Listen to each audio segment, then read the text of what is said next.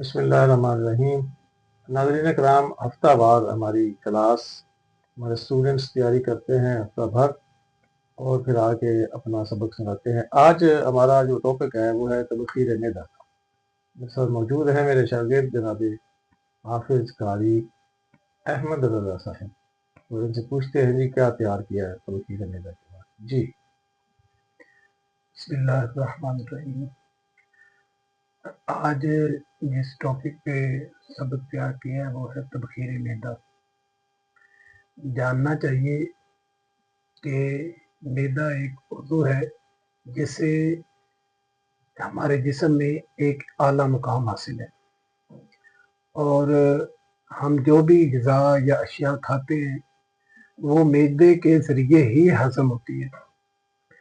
اور غذا کے بغیر کوئی بھی جاندار زندہ نہیں رہ سکتا،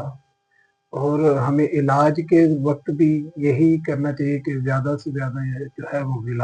غذا کے ذریعے ہی علاج کو مد نظر رکھا جائے۔ تو ہوتا کیا ہے کہ ہم جو کھاتے ہیں وہ ہمارے معدے میں جاتی ہے غذا، اور وہاں پہ ہضم معدی جو ہے وہ شروع ہو جاتا ہے، یعنی کہ اندر جو ہے وہ ڈائجیشن خوراک کی توڑ پھوڑ شروع ہو جاتی ہے۔ اس کے اندر جو ہے وہ انزائمز مکس ہوتے ہیں، اس کے اندر جو وہ بریک ڈاؤن کرتے ہیں، یا جوہر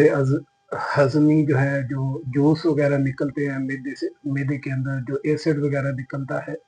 ٹھیک ہے، تو وہ ہضم ہوتا ہے، اور اس کے ذریعے غذا ہضم ہو کر جو ہے وہ عروق مار سیکا کے ذریعے جو ہے وہ ہمارے جگر میں چلی جاتی ہے، یعنی کہ جو غذا کا لطیف حصہ ہوتا ہے وہ ہمارے جگر کے اندر چلا جاتا ہے، اور باقی جو حصہ ہوتا ہے وہ فضلے کے ذریعے جسم سے خارج ہو جاتا ہے۔ تو آج کا جو ٹاپک ہے وہ ہے تبخیر معدہ، یعنی کہ تبخیر کیا ہے۔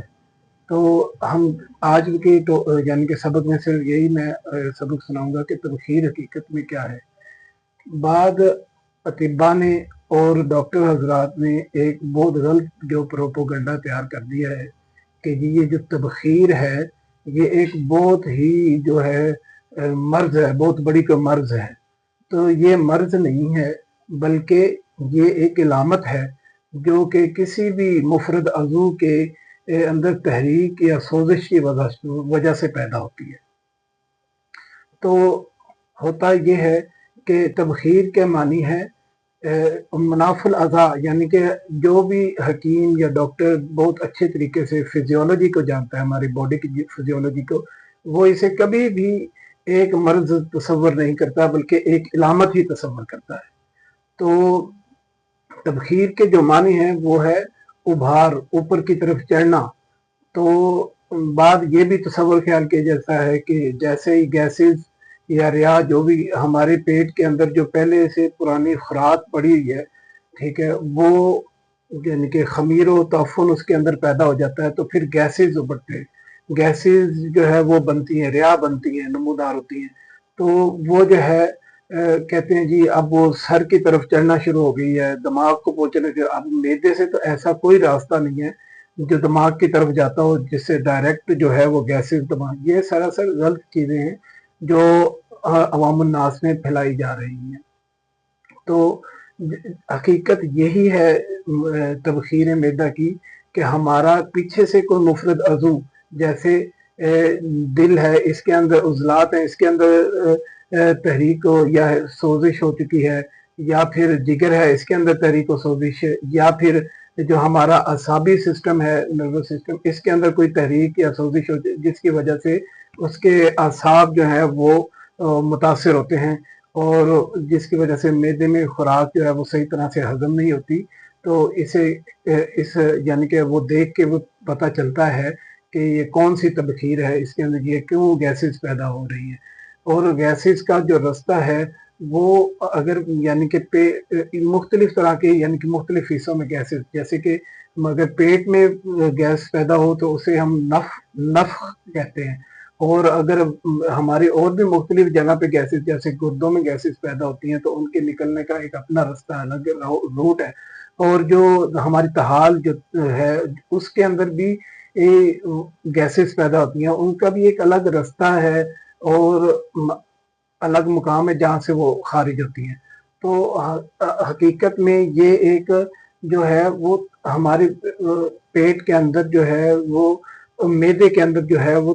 خمیر اور تفن کا پیدا ہو جانا، ٹھیک ہے، جس سے گیسز اور ریاح پیدا ہوتی ہیں، ٹھیک ہے. یہ تبخیر معدہ اصل میں یہی ہے، یعنی کہ یہ کوئی مرض نہیں ہے، یہ ایک علامت ہے جو کسی ایک مفرد عضو کے خراب ہونے کی وجہ سے پیدا ہوتی ہے. اگر ہم تھوڑا سے آگے اس کی فزیولوجی کے اندر جائیں تو ہم دیکھیں گے کہ معدے کے اندر 3 طرح کی جو ہے وہ 3 چیزوں سے مل کے بنا ہوا ہے، یعنی کہ اس کے اندر عضلات شامل ہے، اس کے اندر جو ہے اعصاب شامل ہیں، اور اس کے اندر غدد شامل ہیں. یعنی کہ اس سے پتہ چلا کہ اس کے اندر تینوں ہمارے جو مفرد عضو جو ہے دل، جگر اور دماغ، ان تینوں کا کنیکشن جو ہے وہ ہے. اور ان تینوں کے اب وہاں پہ رطوبت جو ہے، جو جوہر ہیں وہ بھی وہاں سے نکلتے ہیں. یعنی کہ اگر ہم کوئی ایسی چیزیں کھا رہے ہیں یعنی کہ جن کے اندر گرمی کی شدت زیادہ ہے تو وہ جگر وہاں پہ آ کے کام کرے گا. جگر کے عضلات جو ہیں وہاں پہ اپنا جوہر ہضمی جو ہے وہ نکالیں گے، جوہر ہضمی غدے نکالیں گے وہاں پہ، اور جو کہ اسے کہا جاتا ہے پیپسن، ٹھیک ہے، وہ نکالتے ہیں. اور جو عضلات ہیں وہ اپنا، اگر ہم کوئی ایسی کو خشک وغیرہ چیزیں کھا رہے ہیں تو وہاں پہ عضلات کے جو ٹیشوز ہیں، مسلز ہیں، وہاں پہ وہ جا کے اس کے جوہر نکالتے ہیں. اور جو ہمارے اندر ہم عصبی چیزیں کو کھاتے ہیں، کوئی اعصابی چیزیں کھا لیتے ہیں، کوئی ٹھنڈی چیزیں کھا لیتے ہیں، جس کے اندر جو ہے وہ رطوبات وغیرہ زیادہ ہوتی ہیں، تو ہمارا نروس سسٹم جو ہے، دماغ ہے، وہ کام کرتا ہے اور وہ جوہر وغیرہ نکالتا ہے اور اس کے ذریعے وہ چیزیں ہضم ہوتی ہیں. اب ان میں سے جو چیز بکثرت زیادہ کھائی جاتی ہے اور بار بار کھائی جاتی ہے، ٹھیک ہے، جس کے ذریعے ایک چیز جو تحریک کی صورت اختیار کر جاتی ہے، تبھی وہ چیز ہماری جو ہے وہ بگڑنا شروع ہو جاتی ہے. اس لیے کہ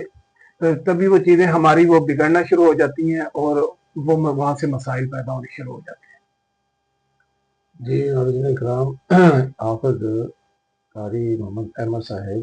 تبخیر معدہ کے حوالے سے بتا رہے تھے. انشاءاللہ آنے والی ویڈیوز میں مزید ہم تفصیل سے اس پہ بتائیں گے.